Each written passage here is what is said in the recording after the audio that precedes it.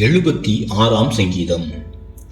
நெகினோத் என்னும் வாத்தியத்தில் வாசிக்க ராகத் தலைவனுக்கு ஒப்புவிக்கப்பட்ட ஆசாபின் சங்கீதமாகிய பாட்டு.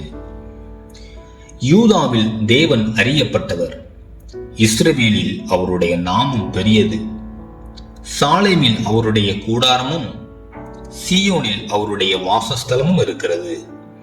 அங்கே இருந்து வில்லின் அம்புகளையும் கேடகத்தையும் பட்டயத்தையும் யுத்தத்தையும் முறித்தார். மகத்துவம் உள்ளவரே, கொள்ளையுள்ள பர்வதங்களை பார்த்திலும் நீர் பிரகாசம் உள்ளவர். தைரிய நெஞ்சுள்ளவர்கள் கொள்ளையிடப்பட்டு நித்திரையடைந்து அசந்தார்கள். வல்லமையுள்ள எல்லா மனுஷருடைய கைகளும் அவர்களுக்கு உதவாமற் போயிற்று. யாக்கோபின் தேவனே, உம்முடைய கண்டிதத்தினால் ரதங்களும் குதிரைகளும் உறங்கி விழுந்தது. நீரே பயங்கரமானவர். உமது கோபம் மூழும்போது உமக்கு முன்பாக நிற்பவன் யார்? நியாயம் விசாரிக்கவும் பூமியில் சிறுமைப்பட்டவர்கள் யாவரையும் ரட்சிக்கவும் தேவரீர் எழுந்தருளின போது வானத்திலிருந்து நியாய தீர்ப்பு கேட்க பண்ணினீர்.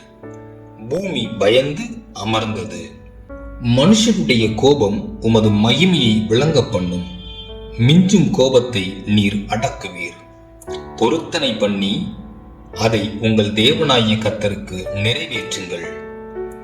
அவரை சூழ்ந்திருக்கிற அனைவரும் பயங்கரமானவருக்கு காணிக்கைகளை கொண்டு வர கடவர்கள். பிரபுக்களின் ஆவியை அடக்குவார். பூமியின் ராஜாக்களுக்கு அவர் பயங்கரமானவர்.